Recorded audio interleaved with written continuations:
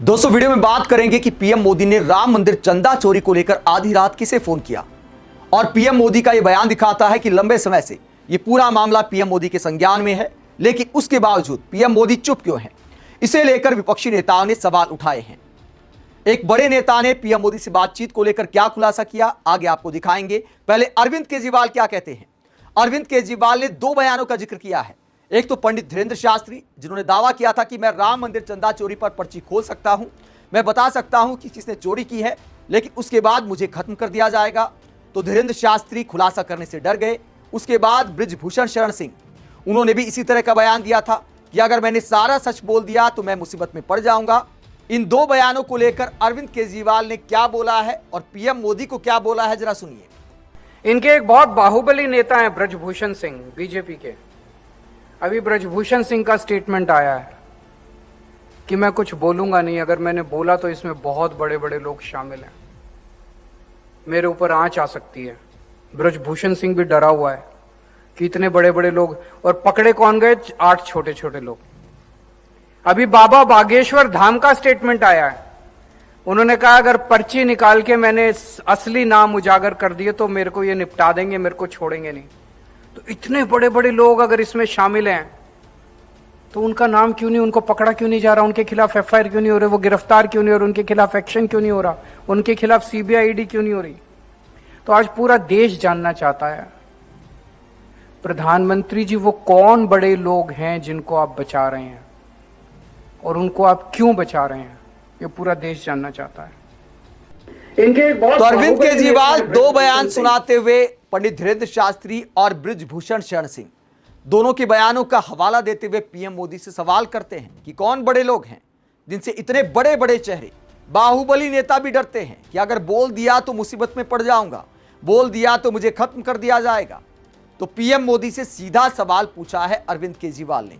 इसके अलावा कांग्रेस ने पीएम मोदी से क्या सवाल पूछा है, रागिनी नायक ने प्रेस कॉन्फ्रेंस करते हुए आज क्या सवाल उठाए हैं, जरा सुनिए। अब चोरी पकड़ी गई, 40 दिन में 70 चोरियां हो गई, तो कुछ तो करना था।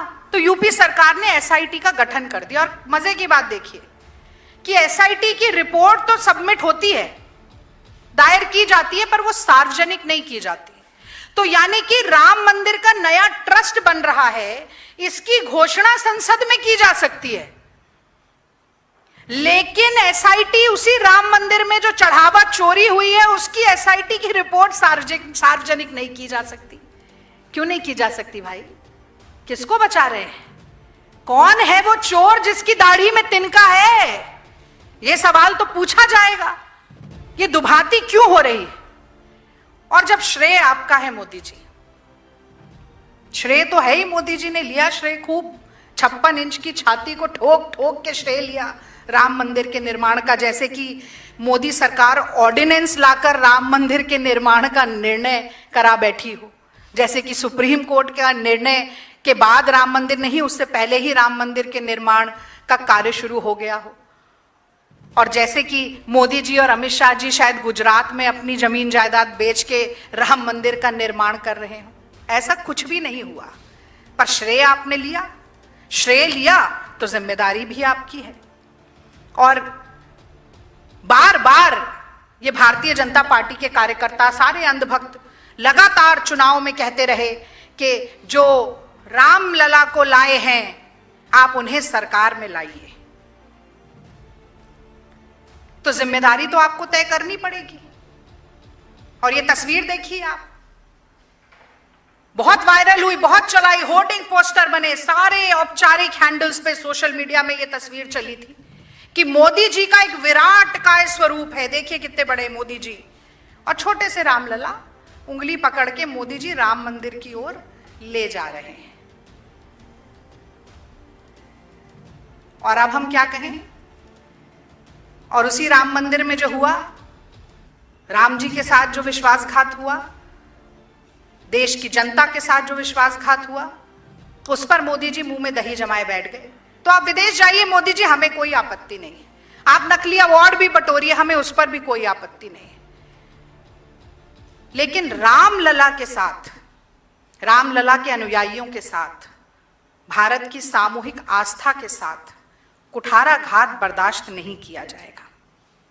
तो रागिनी नायक भी सवाल उठाती है कि जब पीएम मोदी राम मंदिर के नाम पर वोट मांगते हैं, राम मंदिर के नाम पर पोस्टरबाजी करते हैं, राम मंदिर के नाम पर बीजेपी दिन रात राजनीति करती आई है, ट्रस्ट का निर्माण किसने किया था, ये सारे सवाल पूछते हुए रागिनी नायक सवाल करती हैं कि जवाबदेही आखिरकार किसकी है। पीएम मोदी इस मामले में चुप क्यों हैं? क्या उन्हें पूरे मामले का संज्ञान नहीं है? क्या उन्होंने आंखें मूंद ली हैं? राम मंदिर चंदा चोरी को लेकर विपक्ष पीएम मोदी से जवाब मांग रहा है। तो एक खुलासा विनय कटियार ने भी किया है कि पीएम मोदी के साथ फोन पर उनकी क्या बातचीत हुई।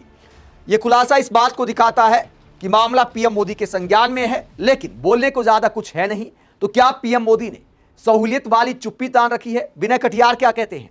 पीएम मोदी के साथ आधी रात वाली बातचीत पर वो खुलासा करते हैं और कहते हैं, मोदी जी के साथ मैं संपर्क में हूं फोन पर। यहां जब आ गए तो मोदी जी ने कहा रात को 1:30-2 बज गए होंगे रात के। तो उन्होंने कहा कि अरे भाई क्या क्या होगा। मैंने कहा कि सब कुछ ठीक है, हो जाएगा, कुछ तो है नहीं। लेकिन जब हम यहां आ गए, यानी अयोध्या आने का जिक्र करते हैं विनय कटियार और कहते हैं, तो उसमें देखा कि चंपत राय भी हैं, गोपाल राव भी हैं, ये सब जितने हैं ये तो किसी कारण से थोड़ा बच गए, जेल नहीं जा पा रहे। अब हो सकता है आगे जाएं। अभी तो सबको लपेटे में लेते हैं विनय कटियार, गोपाल राव का नाम लेते हैं, चंपत राय का नाम लेते हैं और कहते हैं कि हो सकता है आगे ये भी जेल चले जाएं। और बताते हैं कि आधी रात को पीएम मोदी ने सवाल किया था कि अब आखिरकार क्या क्या होगा। यानी ये बयान दिखाता है कि पीएम मोदी भी चंदा चोरी के इस खेल से हैरान है, इस बात से हैरान है कि जिस व्यक्ति पर मैंने भरोसा किया उसकी देखरेख में आखिरकार इतना बड़ा कांड कैसे हो गया। हालांकि विपक्षी नेता ये आरोप लगाते हैं कि जो गिरफ्तार किए गए हैं और जो ट्रस्ट वाले हैं वो तो मोहरे हैं, असली खेल तो ऊपर से खेला जा रहा है। इस बात में कोई दो राय नहीं कि 2027 के यूपी चुनाव से पहले राम मंदिर चंदा चोरी के इस मामले ने बीजेपी को पूरी तरह बैकफुट पर ला दिया है। और बचाव में किस तरह के लॉजिक दिए जा रहे हैं। कोई कहता है कि भैया हिंदू का पैसा हिंदू खा गए तो क्या होगा, इस तरह देश के हिंदुओं को मूर्ख बनाने की कोशिश की जा रही है। कोई कहता है कि फलां की सरकार में तो गोलियां चली थी, उन्हें राम मंदिर चंदा चोरी पर बोलने का क्या अधिकार है। लेकिन अखिलेश यादव अगर शुरुआत में आवाज नहीं उठाते तो क्या यह पूरा मामला खुल पाता। जब अखिलेश ने आवाज उठाई, चंदा चोरी का खुलासा किया, तो अफवाह फैलाने का आरोप लगाया गया कि देखिए राम मंदिर को बदनाम कर रहे हैं, कोई चंदा चोरी नहीं हुई। लेकिन उसके बाद एक के बाद एक खुलासे हुए, एफआईआर दर्ज हुई। तो अखिलेश यादव सच्चे साबित हुए या अफवाह का आरोप लगाने वाले। शुरुआत में मामले को दबाने की खूब कोशिश की गई, लेकिन ऐसा हो नहीं पाया। अब चूंकि 2027 का चुनाव आने वाला है तो इस मामले ने बीजेपी को फंसा दिया है, धर्म संकट में डाल दिया है। क्योंकि धर्म की राजनीति के तहत राम मंदिर फेवरेट मुद्दा हुआ करता था, राम मंदिर के नाम पर खूब वोट मांगे गए। अब की बार लगता है कि राम मंदिर विपक्ष के लिए फेवरेट मुद्दा होने वाला है। राम मंदिर चंदा चोरी को विपक्षी नेता अखिलेश यादव हो, कांग्रेस हो, तमाम दल जोर शोर से उठाएंगे और बीजेपी लगता है कि सफाई देती रह जाएगी। आप इस पूरे मसले को लेकर क्या सोचते हैं? कमेंट बॉक्स में अपनी राय जरूर दें। साथ ही चैनल को सब्सक्राइब भी करें। नमस्कार।